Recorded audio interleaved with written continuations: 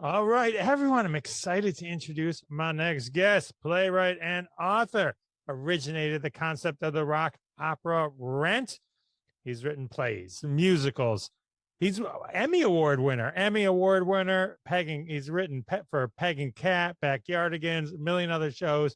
We're going to dive in. Author of Out of My Head. Welcome to the show, Billy Aronson. Hey. Jeff Dwoskin, I'm honored to be here. I'm a fan of your comedy, and I love the kind of stuff that you look at. I mean, the girl from U.N.C.L.E. you've had on your show, and people from Mad Magazine and the Simpsons and Twilight Zone, all great stuff. So honored to be here. It sounds like we're gonna have a good time. We like all the same things. Cool. Billy, obviously, this Rent thing pops out, and I want to talk all about it. But you also recently wrote a book, Out of My Head. It's sort of, I don't know, when I was reading it, I was trying to think about how to sum it up. It was like a survivor's guide. It was very honest about your journey as a playwright and writer for children's television. Mm-hmm. So what made you finally kind of put pen to paper, as they say? I found myself getting asked by lots of young people. I'll bet you have similar experiences. They want to meet with me for coffee and to get any clues or tips about how they can make a life in the arts and entertainment, because their parents are telling them not to usually, or their relatives. It's sort of an undefined, but what are you really doing? You know, sort of thing. And it is very hard to make money nowadays in anything. It's hard being young. But I found that as I talked about it, that I was very encouraging, that I think if you have to do it, if you've got this thing inside you that you need to express, this sense of how something weird or unusual about the world, and you're willing to be patient and change your expectations as you go along, and to fail a lot in humiliating ways in front of as many people as possible, I think eventually you're going to make it. And so I wanted to put that down eventually into words, because all the different conversations took different aspects of what I discovered in my adventures, and this is the whole thing all put together. And yes, as you said, there's a lot of mess. There's a lot of embarrassment, depression I struggled with. I put it all in there because I never read, but the books I find about making a career in the arts usually end with this huge success where they become a star. And I enjoy those books. They're very happy. It didn't show what it's really like on a day-to-day basis. And even the people I know who are that famous, if you talk to them daily, it feels like they're a failure, or that they're struggling, or that you still get rejected every day. So I wanted to talk about that. I love it. It's a good message because, I mean, even like with stand-up comedy, I would always say you never learn anything from the good shows. It's always like when you bomb and something goes wrong that you're forced to self-reflect and pivot. And that's what drives you forward. Failure is what drives you forward, not success. That's all I've ever learned from. I wish success could teach you something, but it's just success, you feel great about yourself, and you probably feel a little too self-confident afterwards. But failure, if you sit in the back of a play, say, and watch the audience not laughing, when they're supposed to laugh, you really learn something from that. Or just applying for jobs and they don't choose you. Why are they not choosing? That you learn from. So you're right. I agree. And I imagine as a stand-up comedy, you get it right away. You're standing up there in front of people. You're so vulnerable. And wow, I need to change this. You can feel that. And that's an education. Drama school didn't give me, there are things you can learn in graduate school. And I did it, so I have to plead guilty to that. But I began learning when I finished graduate school and came to New York and tried to survive with my art. You said the thing inside you. When did you know this thing inside you had to live in the world of the arts? Well, it was sort of always there. My youngest memories are I wanted to make up plays with my brother and sister all the time. And I'd kind of negotiate with them to be in them. I'd give away my favorite rocks or something if my little brother would stay in our production of Oliver. And I was always writing stuff down and making up songs. Like I wanted to be in the Monkees. I have my own band like that. So I would write entire albums of songs. It sort of was just how I saw the world. There was always something outside. Like I was kind of shy. I still am.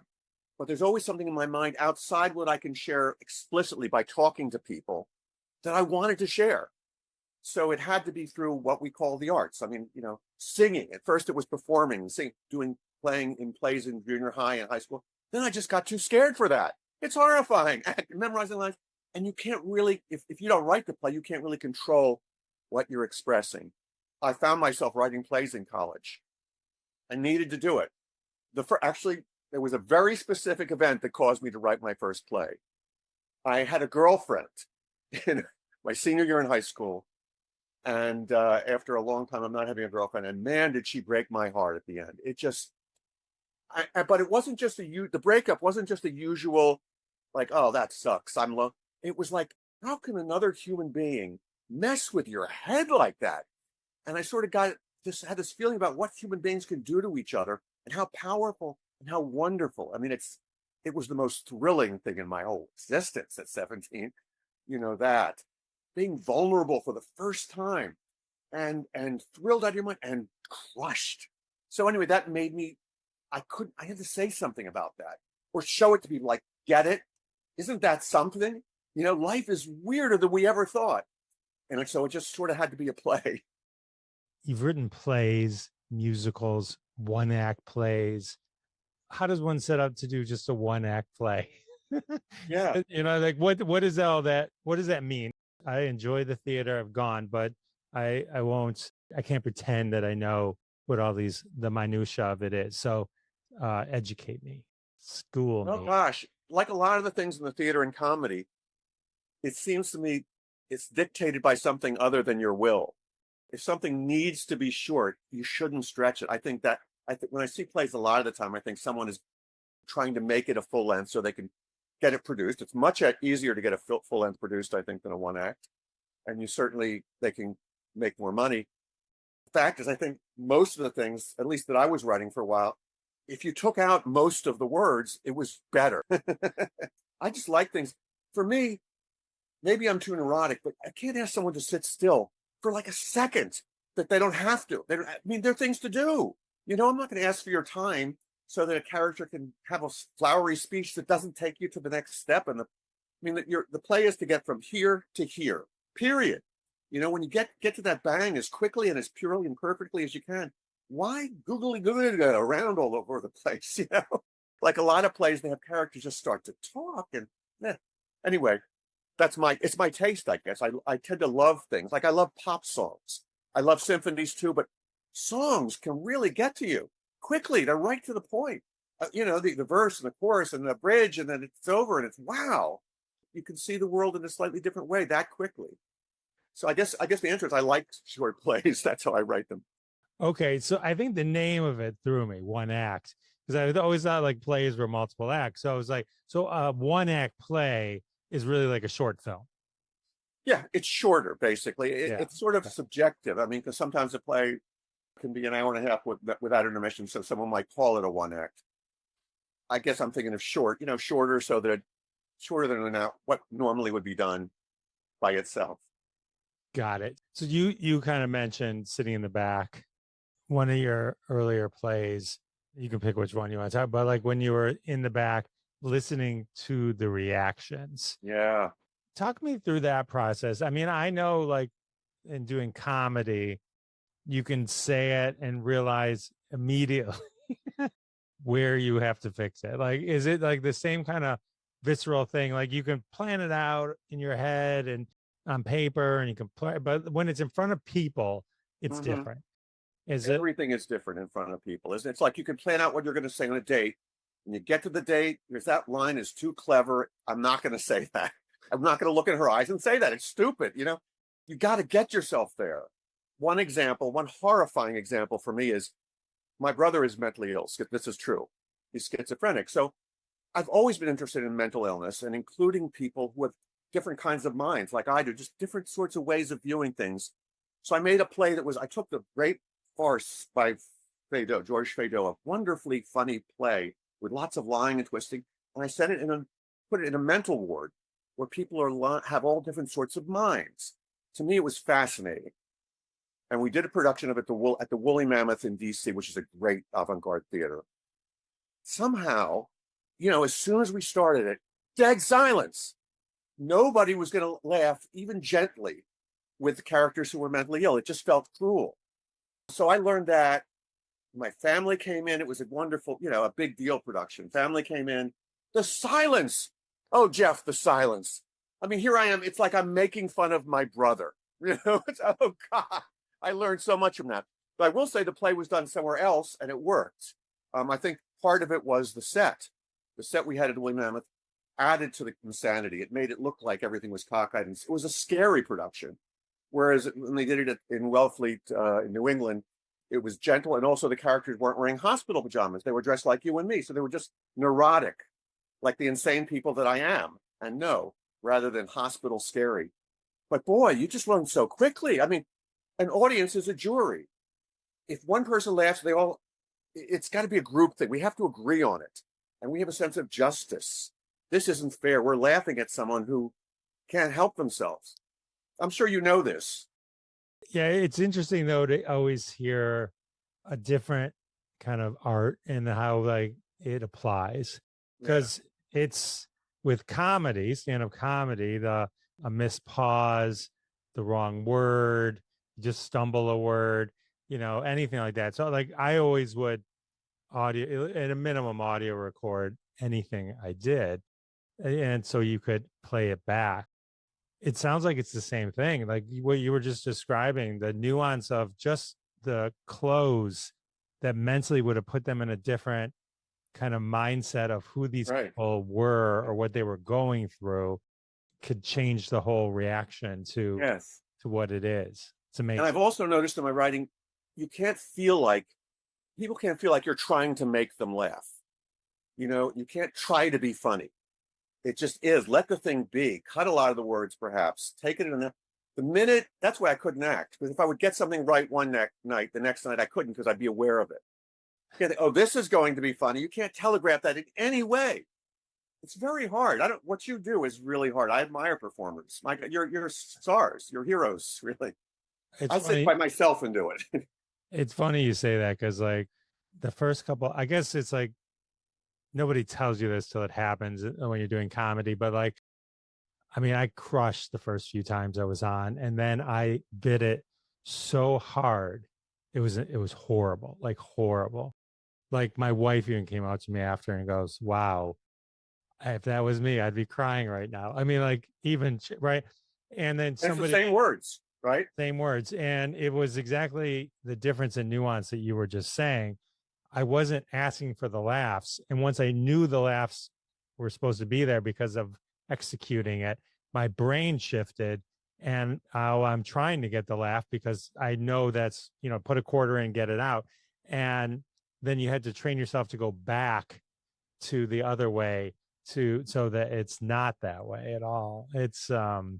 Yeah, it's a fascinating, there's like a studio, the Matthew Perry show. It was Aaron Sorkin, it was like the behind the scenes of the fictional Saturday Night Live. They had a similar scene. There's a great scene where they're like, I don't understand. It killed in Dress and then it didn't work. And he's like, because in Dress you asked for the pepper, and in Live you asked for the laugh. And so it was like a real subtle thing. And it's like it's hard. Like when the nuance works, it's great, but it's to get to it, it's difficult. Comedy is nearly impossible, and yet you do it. And I actually find there's a similar corresponding thing for heavier stuff. Again, I don't listen for laughs for that, but the breathing and the shifting in the seat, you can tell this just isn't working, or it is. And it's subtle. That's why the language, the words have to be just right, not too many words. Don't try too hard. Don't push so hard. Don't think, oh, this is going to be powerful and make them cry. Keep it simple and let the thing just happen. So what's the process when you're doing a play or a musical, anything like where the only way to find out is to actually do it? Like you go through all the process.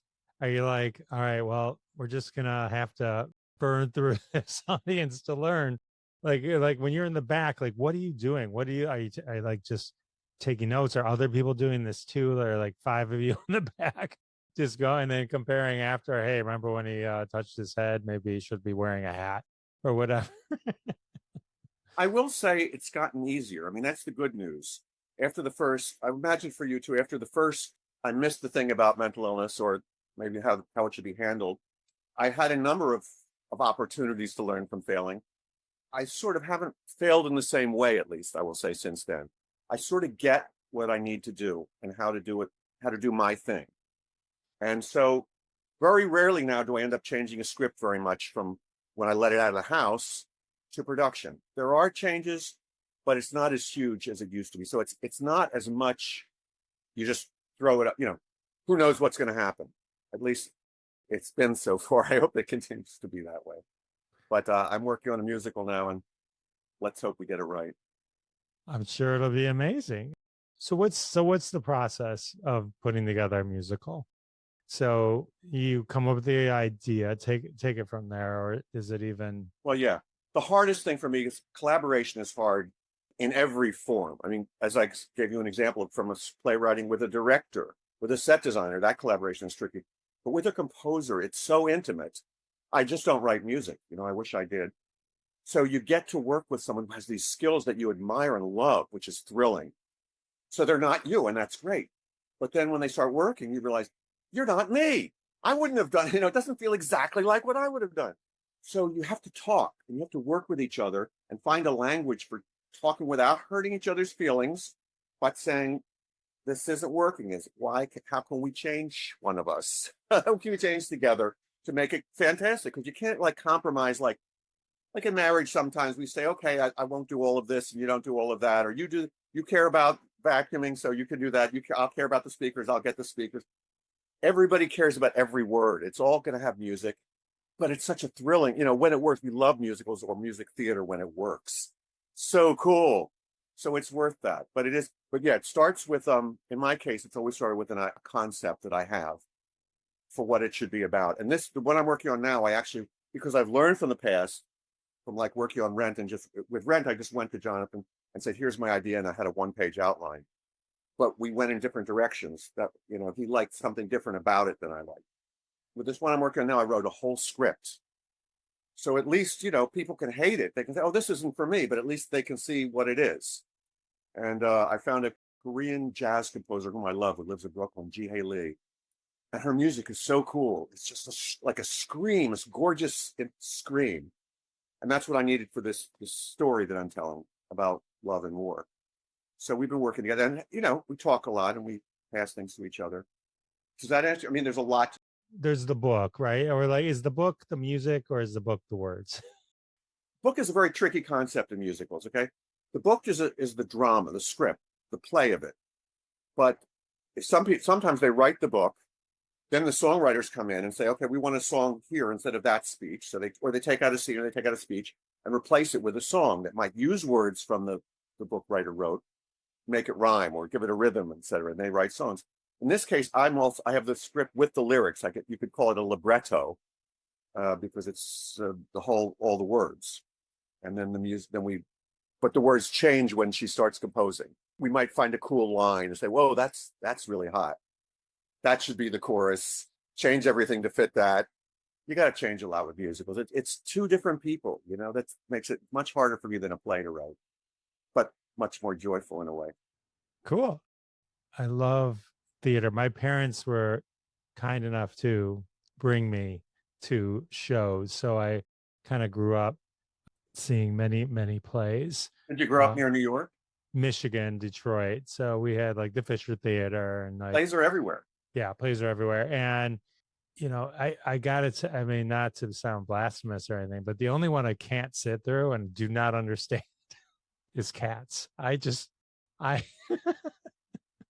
yeah.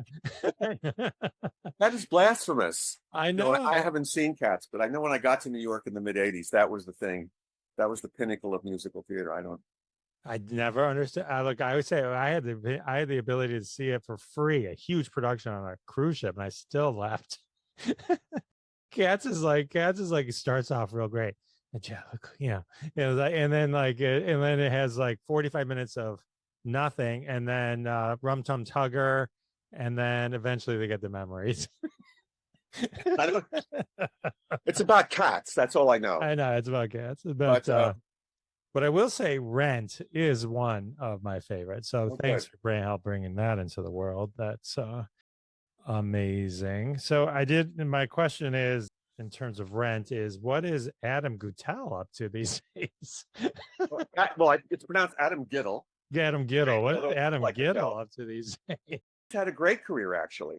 Perhaps not as He hasn't had a blockbuster Broadway hit, but he's represented on Broadway right now in the beautiful Floyd Collins. And he is a really talented composer and smart, a different kind of thing. I guess his work emphasizes art, I would say, more than pop.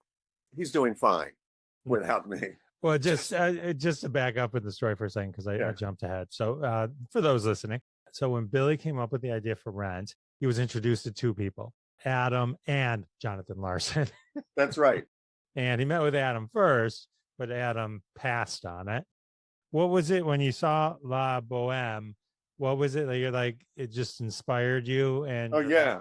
When I was new in town, I lived in a tiny drug-infested building in Hell's Kitchen, which then was closer to earning the name Hell's Kitchen. And my apartment was so small, I shared it with a roommate. I didn't even have my own room. So I kind of had to get out a lot to daydream and stuff. And at night, I would wander up 9 blocks to the Metropolitan Opera because my dad used to love the opera. And I would get standing room for really cheap because I was really poor. And I watched a bunch of operas. And even though I didn't understand the language and they didn't have subtitles at the time, drama, you could feel the drama through the music. So I kind of fell in love with it. And I know people are turned off by the vibrato, but that sort of got to me too. The way it was like, the notes ram into you like swords. Anyway, for some reason, Bohème really spoke to me. I think because the production is by Franco Zeffirelli, who designs luscious, glorious sets.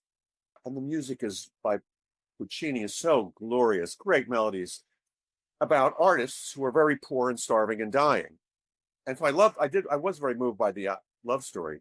But when I would walk out back to Hell's Kitchen, the contrast between that and my world was so shocking. In the 80s, people were dying of AIDS, and you could see that. And homelessness was on the rise. And everybody was valuing money, and it was cool to make money all of a sudden. In the 70s, I don't remember. No one told me that. So I was expecting that people would be impressed when I said I was a playwright. They weren't. So I wanted to write something that used that story and those characters in that world, but with music that was bracing, sort of about now.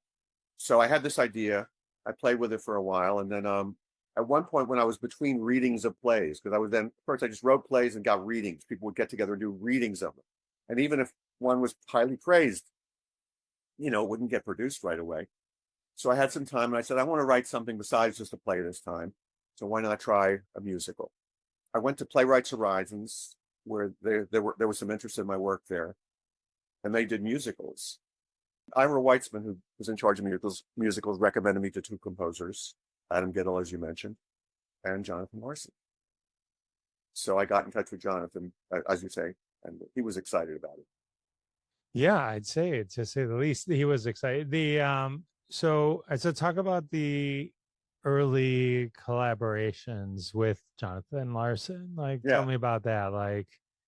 Because you worked together for a period of time and then didn't. So that was like 1988. We both wanted to do this very badly. I met with him on his rooftop. He lived in a tiny apartment too, where there was no room to meet. So we went up to the roof and we sat in a couple beach chairs and talked about it. And right away, he had very specific feelings about it. He felt it should be our generation's Hair. I loved Hair. It still might be my favorite musical. But I never thought of it as like speaking for a generation or an anthem, anthemic. Thought it would bring our generation back to the theater. I mean, I thought if Playwrights Horizons, this off-Broadway theater, did it, and it was a success, I mean, to me, that would be such a dream, an off-Broadway production of a musical. I never thought of changing the world. I mean, I thought it was kind of nuts, to tell you the truth. It was just like, it's good to believe in yourself. I encouraged that, and I liked him believing in the project. But right away, there was a sort of, I didn't see it. I mean, Broadway then didn't seem like anything that would be on Broadway. As you mentioned, Cats was on Broadway. Musicals about what we called yuppies were on Broadway.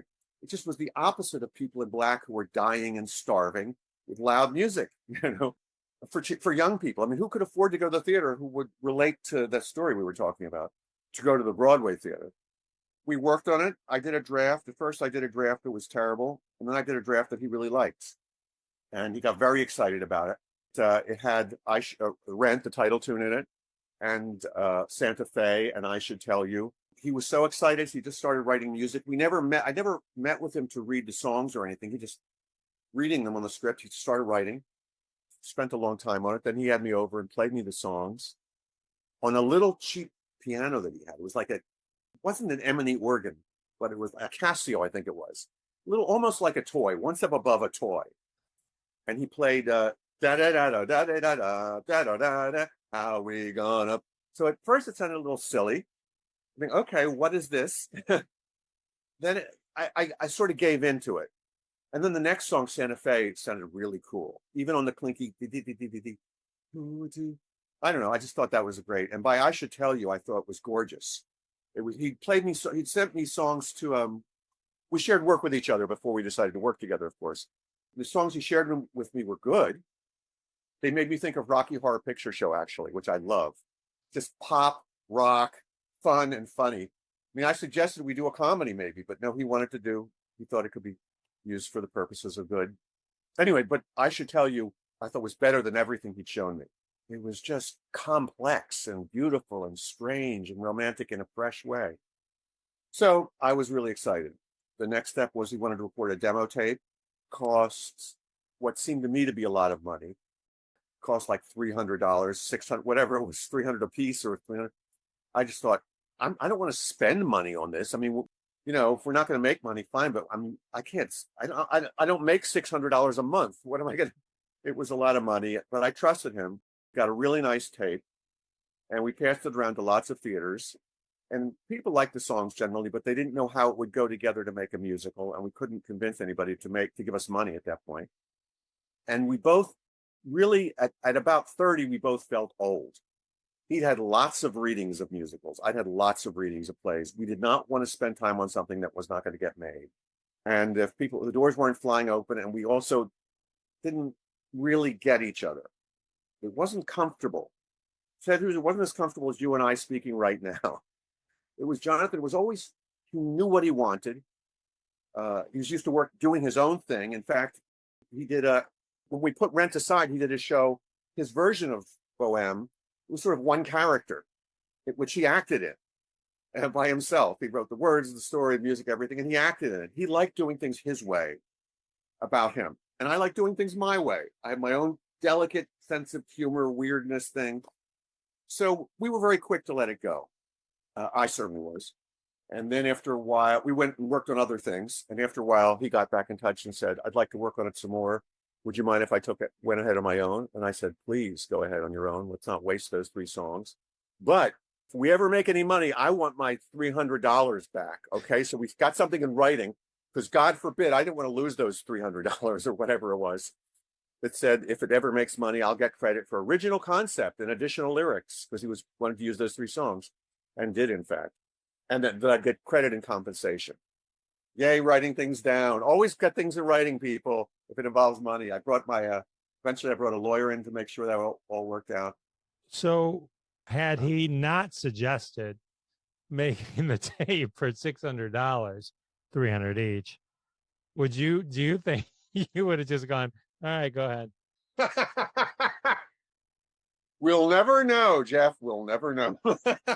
During you tell the story, I think there's a 60% chance that you. I don't know. I'm just glad it's a quirky story, but it worked out fine. And then, of course, Rent became absolutely huge. Spoiler. Yeah. Right.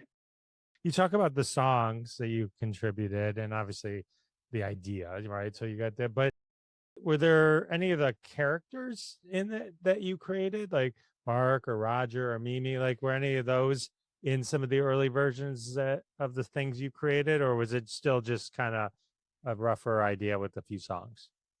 Closer to be. It was rough with a few songs. I mean, he built on it, but he made it his own. He made it about his life and his friends, his own vision. And he had a lot of help from other people on the other end. The director of a new musical always has huge input and makes a difference. And that's why they get percentage of the royalties forever. He had a dramaturg he was working with. The actors probably helped him, So as I say, it's not a lot of me in there, but the lyrics to some songs and the basic idea.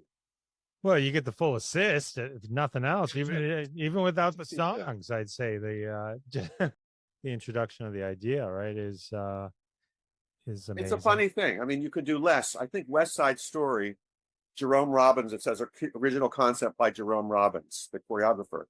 His idea was to do a musical based on Romeo and Juliet involving Jews and Catholics, I think. Yeah. But his credit is on the cover of every script. And so then again, he's Jerome Robbins. So he gets what he wants. Well, right. It was funny because George Chakiris, the guy who was in West Side Story, the guy who won the Oscar. Anyway, he was, when I was doing the research, why did a bunch of Jews write a story about Puerto Rico? It was like, because it's not how it started. Actually, is a Jewish story. They adapted it when the city was changing and all that kind of stuff. So, You're right. so Rent and You now really know your musical theater history there. I know now. I didn't know that. I didn't know this about Rent until I started talking to you. So all of these started out with Jewish people. We bring so much to the world. Thank How can you tell I'm Jewish? Oh, it's in the book. That's right. you. Do Yeah, say people it, know but when the subway, everyone knows. I'm not religious. I wasn't bar mitzvahed, but yeah, there you go. There are a lot of our people in the Broadway industry. we're a creative type.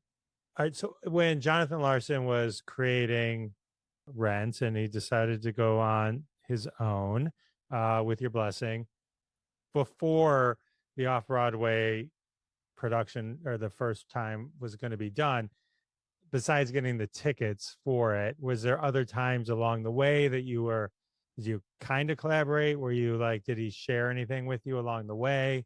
Or was it kind of like, but a bit of silence still just was mostly No, done? well, he was very good. He asked people for what they thought. He would go around asking everybody what they thought. And so he would send me scripts and tapes. And I was very impressed. He sent me one of the scripts. In fact, he made me sign another document that said, okay, this is a Jonathan Larson musical, but you'll get this credit. And I can see why, because it was really clear that he was onto something big. It was better than the other things he'd done, bigger, I thought. Within the framework of the story, his songs were getting much better.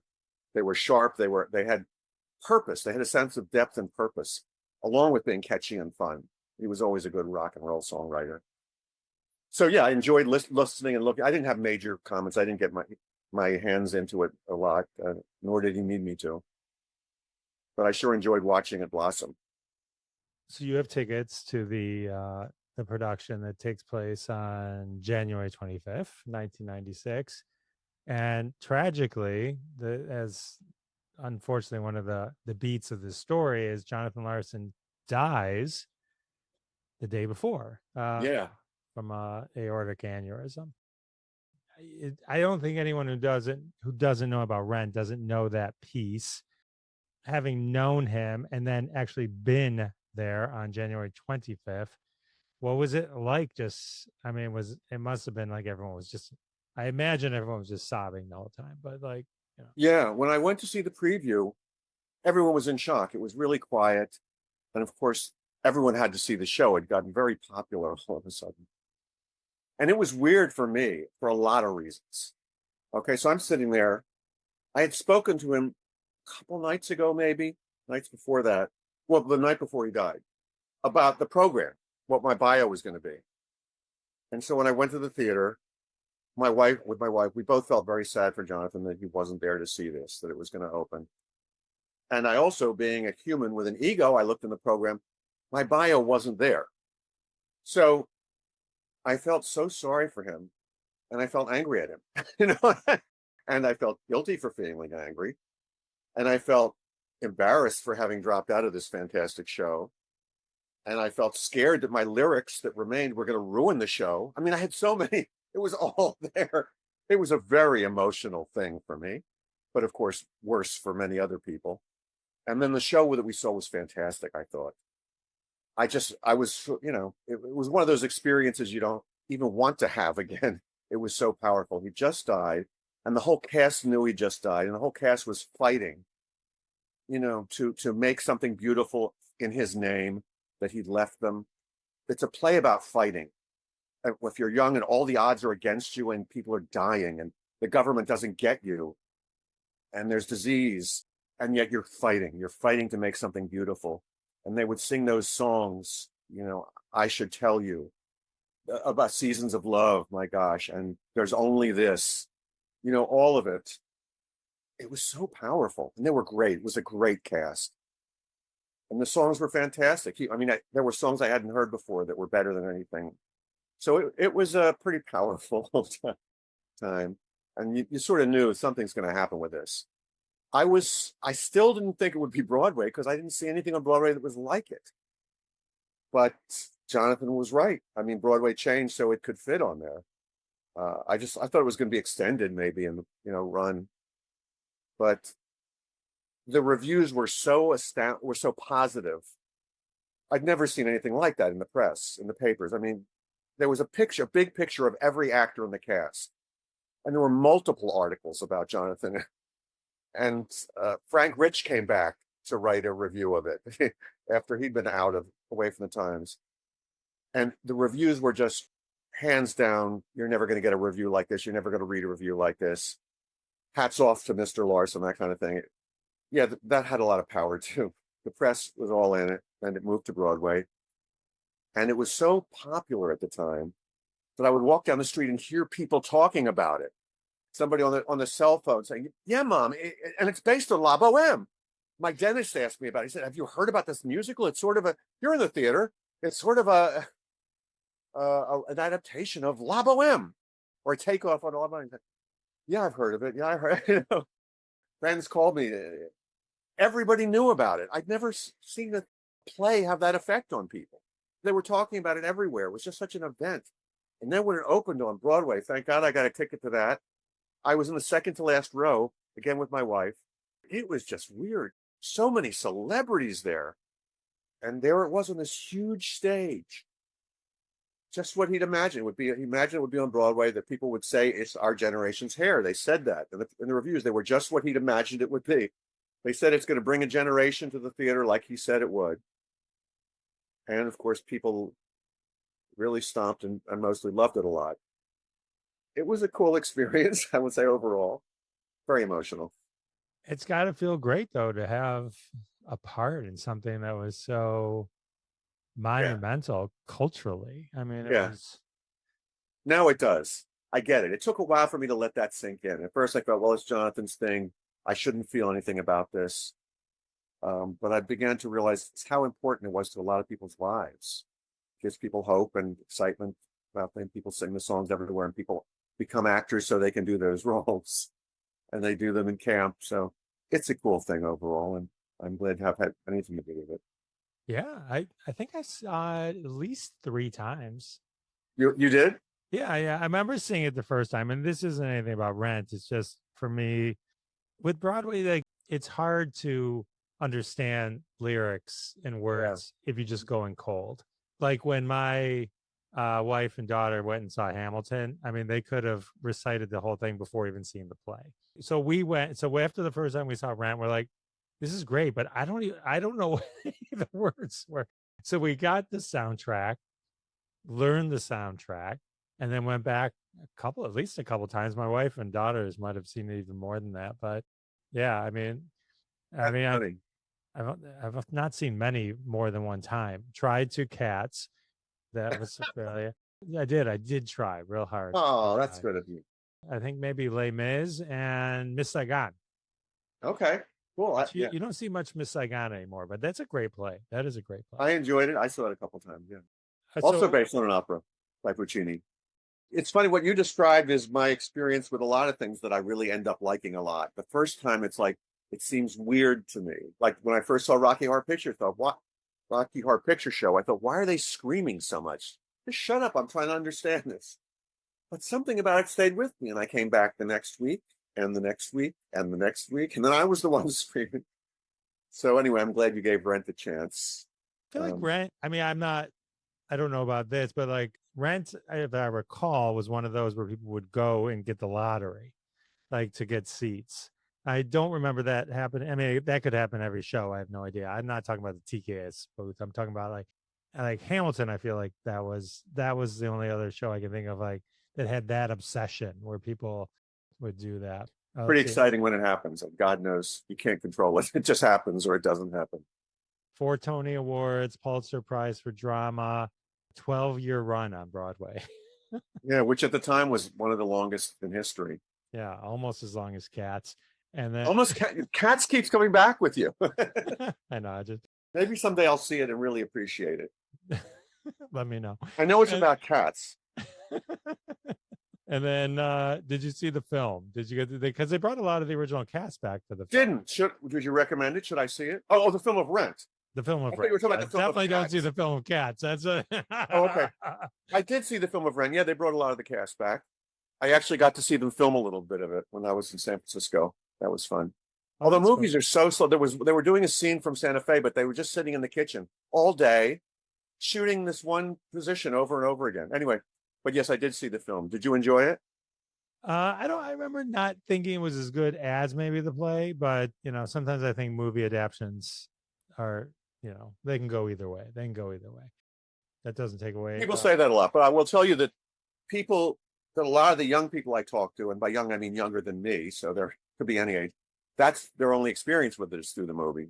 So I guess I'm glad it's out there because they seem to enjoy it. That makes sense. Sometimes like the contact, if having seen the play, you have a different emotional attachment to something. Yeah.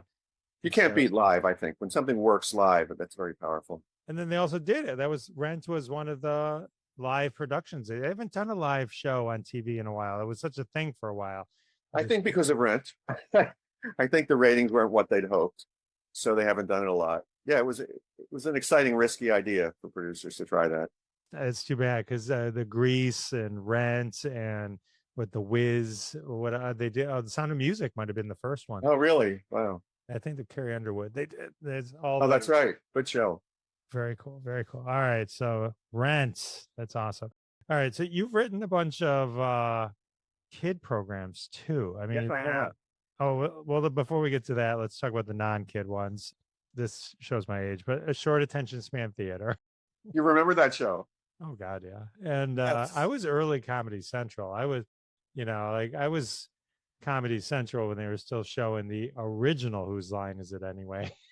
Every day. Do you mean you were on Comedy Central? Or you watched? No, watching it, like yeah, okay, watching it and enjoying it. When maybe before it was even Comedy Central, it was just whatever the comedy channel. Yeah, cable was more adventurous then. It was anything could happen on cable. And then Mark Maron, I think, was the host. Yes. Short Attention Span Theater was one of the shows they'd had it sort of from the beginning of Comedy Central, where you could just turn it on and watch comedy clips, funny clips from movies all the time, movies or TV shows. This was the last incarnation of that show. It was down to half an hour, I think. It was funny clips from The Kids in the Hall or Monty Python or whatever they were trying to promote one week. And Mark Maron was the host, who at the time was not known. That was, I think, his beginning in TV. And I always admired him a lot. He looked like Jim Morrison. He was just really cool and dark. And I was supposed to write stuff that was set up so he could say, and now we're going to watch a clip of The Kids in the Hall, and then there'll be Monty Python. So there wasn't juicy stuff. So I would try, being a goofy comedian, comic type, I would try to write witty or punny or stuff, clever stuff for those wraparounds. And the way I put it, Mark is dark humor. I'm bittersweet humor. I'm like a different kind of chocolate. So it really didn't work very well. This is when I realized there were all different kinds of funny. I mean, I'd always wanted to write for Comedy Central because it had comedy in the title. I thought, man, if I could just get into Comedy Central, I'd stay there for the rest of my life. But I realized writing jokes is very hard. Again, the trick is you're not trying to make someone laugh. You can't feel like you're trying to make someone laugh, although I guess you are ultimately. So I wasn't very good at that, but I enjoyed working. We did do one episode with Leslie Nielsen of The Naked Gun, and although I just love Leslie Nielsen, for those who remember him, very funny man. But he hosted one show, and he brought on a whoopee cushion, and he made it work. Mark and I both loved that episode. So yeah, Leslie Nielsen was kind of known for that whoopee cushion. Genius. The guy, he's so serious and handsome and dry that he could just goofy things, and it's insane. I got to interview David Zucker, and we talked about Airplane and their whole philosophy, which is what led to Leslie Nielsen becoming like this reinvented huge comedic star, which was, you talk about not trying to make them laugh. Like be as serious as you can. You're not in a comedy, and they'll laugh. And like, I mean, that's really, I mean, like, Work. it's deadpan. You will watch those things. They are deadpan serious lines, every one of his, and it's the funniest thing you've ever heard in your life. Speaking of funny, Beavis and Butthead was That was the first example of a show that I watched before I got the call to write for it. So it was so exciting. When it first came out, I don't know if your listeners would remember it, but it was shocking. People were talking about that show because it was so, on the surface, it seemed like icky. These poor loser kids who were talking about boobs all the time. But my wife and I both laughed our heads off at it. I wasn't even sure why. The kids just sit there watching TV and eating Doritos and laughing at stuff. It was so weird. And I think there was something true about it. I guess I related to the fact that when you're an adolescent, unless you're an athlete, and I was not, or built like an athlete, you feel, as a boy, you feel like a loser. Like the girls are much taller than you, and you have a chance. I mean, they're so much more mature. They're grown-ups already emotionally. And you're 12, or 13, and you're all broken out. So, but all you can think about is girls. So it's a pathetic situation to be in. But these two hang with their best friends, and they hang out and they just laugh, and they don't feel like losers. It's beautiful, I think, almost, and moving that they find beauty in their pathetic adolescent situation. So anyway, it worked great for me, and I was honored to write for it. I think Mike Judge is just brilliant. I pitched a bunch of ideas, and they accepted a few of them, and I was proud and honored to write a few. Didn't pay much, but so I would have paid them to write for Beavis and Butthead at the time. that's a great one. That is a really great. And Mike Judge is brilliant. I'd say Office Space is probably one of my favorite movies and one of the most brilliant comedies ever, like ever. Cool. And Idiocracy, I think, is he's original. He's a true original on television and movies. In your world of PBS, you developed Peg and Cat. Is it Peg and Cat or Peg Plus? Actually, Peg plus Cat. You get the math in there. I didn't know if that's right. That's very clever. Math show. It is a math show. There you go. It makes so much sense when you say it out loud. Why I didn't say it that way. No one does. Don't worry. So obvious once you point it out. So that was an interesting story you talk about a lot in the book, just developing that. And this is where you became an Emmy machine. Emmy machine, baby. Yeah. Well, that children's television always started out for me as a way to make money. If I could do it, great. I'd support my playwriting. It didn't have to be something that I loved. I didn't expect it to be my art. I'm serving this other person. But in Peg plus Cat, Jennifer Oxley, who's an artist who had done lots of animation for PBS and for kids, for young people, was invited to pitch a show to PBS about math for the very young. And she invited me to team up with her. We worked on a show called The Wonder Pets on Nickelodeon a while ago. So we came up with an idea for a math show about a little girl whose life is math word problems. She wakes up and everything is 100 chickens that she has to get back into a coop or something like that. And Jennifer drew beautiful designs for it, and I wrote up some funny stories, ideas for funny stories. What we didn't realize is that when PBS invited us to pitch, there were also 24 other people they'd invited us to pitch. So we spent a lot of time working on it and realizing we had a 5% chance of getting a show. And then we got to the next level. They liked our pitch. So they said, okay, now we'd like you to draw it out, do it, make a big Bible, which means, basically tell everything you can possibly tell about the show and show every characters from every angle. That was about 80 pages. And we spent months on that. I don't think we were getting any money at that point. It's PBS. You do it for the honor, I guess. We really wanted this show. Then the next stage, it was like American Idol. So then you're down to 3 who get to make a pilot. That we did get lots of money for. And luckily our pilot was chosen to go on the air. And it was just a dream. It's one of those things that the lesson we can take from this is, I think it's worth the risk. When someone asks you to pitch an idea, have ideas, pitch it. Love one of them. Make sure you love the stuff that you pitch. If they ask you to develop it, if they're for real, develop it. Take the risk. So what? The amount, it's a risk, but if once in a while it pays off, that's your career. So we had this fantastic dream opportunity. We got to make it for 2 seasons, which lasted 8 years, I think. We formed a company. They gave us money to form our own company to make the show. We were dealing with millions of dollars, which was not ours to keep, but to pay people. And so Jennifer got to hire her favorite animators and designers, and we hired some of our favorite composers, and I got to work with my favorite writers. And we had animators in Canada and funders with the Fred Rogers Company in Pittsburgh, and it was a blast. I guess the coolest thing about it was we were making our art. We got to love what we were doing.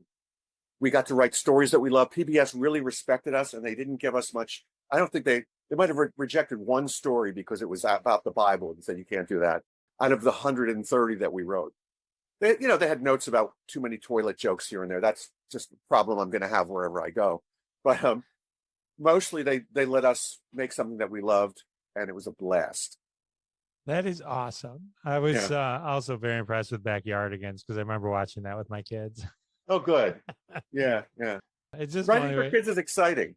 You don't have to. What I personally, I guess my case is, I want to write something that the grown-ups like you can stay in the room. Try to make something that, like a fairy tale, is great on many levels. So that there's something, even as a kid, so you like it now, but you might like it in 4 years, rather than the big brother doesn't have to run screaming from the room. Just try to write stuff that's cool, that you love, that you truly would love to watch, that doesn't have a lot of sex in it. I think like PBS, Sesame Street, like a lot of those shows were good on multiple levels. Batman 66 was that way too, but some of those lines stick in your head. I just randomly said one, like literally 2 days ago to my wife, that I probably heard Elmo say 10 years ago. Yeah, right? Yeah. Thank you, Elmo. I hope PBS does okay. As we speak, they're being assaulted. Fingers crossed. They've done a lot of great work, and they've done work that no one else would do. We did a show, a Muslim holiday. We did a Christmas special, of course, for our big audience, and then we did a Hanukkah special, which a lot of people do. And then we decided to do a holiday special honoring the Muslim holiday of Eid al-Adha, because no one was doing that. And I live in Brooklyn. There are people of all different faiths here. The response was great from the Muslim community and from the rest of the world, from others who thought, thank God my kid can see something that helps them understand their neighbors. We can acknowledge people of different faiths and they live in our neighborhood, and that's okay. No one but PBS would have done that, because 1% of America is Muslim, probably less. So it's not to make a profit that you do that episode. You do it because it's important. And PBS would do that kind of thing. While being hip, I thought most of their shows were pretty hip. So I hope they continue to thrive. I think it's great that you did that. I think it's important for us to, I used to always love it when somebody would know something about Judaism, that wasn't Jewish, or, something like that. It was always cool. If someone gets married, most of the wedding scenes on TV and stuff are Catholic weddings or whatever, right? And so occasionally you see like a Jewish wedding. The Thing in the Fantastic Four is Jewish, that. I have the cover of a Fantastic Four where he's wearing a yarmulke. Just it's nice when you can see your own thing and share it with other people, because I think that's what kind of brings the walls down. Is most of the things that people have issue with are things that they don't understand, and so they just make up a version of it, whatever they were told, that becomes you're right.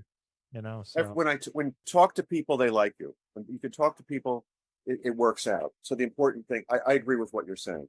All right. So what's the one thing we did not talk about that you'd like to mention that you just love and you just need the world to know? Wow. I'm left-handed. That's not important. I'm left-handed too. Really? Get out. Geniuses. I know. Some are. There are others who are. We respect right-handed people too. Right-handed people have every right to exist. They sure do. But a lot of presidents, Obama, Clinton, I think G.W. Bush, so a Republican can be left-handed. Anybody can be left-handed. Anyone can be. I'm proud to be left-handed. We haven't talked much about depression, because it's not a really funny subject usually, but that's something I struggled with all my life, and I write about it a lot in the book, that anxiety was big all my life. And I guess depression was low grade for a long time, but it made it hard for me to be comfortable with other people. That's something I realized of course, when playwriting begins as the most introverted career in the world. You're all by yourself in your head. But then when you start to get a little success, you're out there with lots of people having to talk about your most personal brain, most humiliating stuff inside you and your love level, your romances and your family and your anger and your bitterness so it gets it's something I had to deal with, and it hit me really hard at one point when I was about 60. It was crippling, my depression. It just came on, and life was good, but it was something I just had to deal with. So I talk about that in a lot in the book, and I only mention it because that's one thing people often say. They thank me for being honest about that, because I'm noticing even young people now deal with anxiety a lot in their 20s. Whether it's harder to be young than it used to be, or harder to be alive, or something with cell phones has to do with it, or whether we just talk about it differently, whether we just had different words for it in the old days, I don't know. People maybe drank more at work.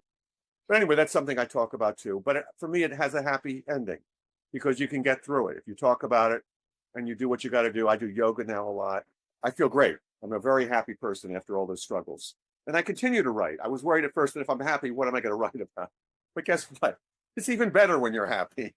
Well, I do appreciate you sharing all of the things that you shared in your book. It's a very raw, open, and honest book. I have no Thank you. doubts you'll inspire and give hope I hope to so. many people. That would be great.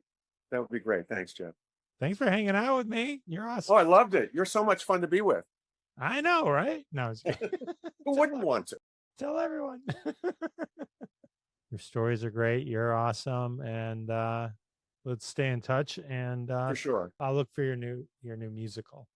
Right now, it looks like it's going to be a co-production between the Prague Shakespeare Company and the Cincinnati Shakespeare Players. Neither one is very close to where you are, but we'll try to, now that I've seen that Jonathan Larson can dream of Broadway, why not? Why not? There's still plenty of room to continue to change the world. So yeah, might as well go for it. why not? Thank you.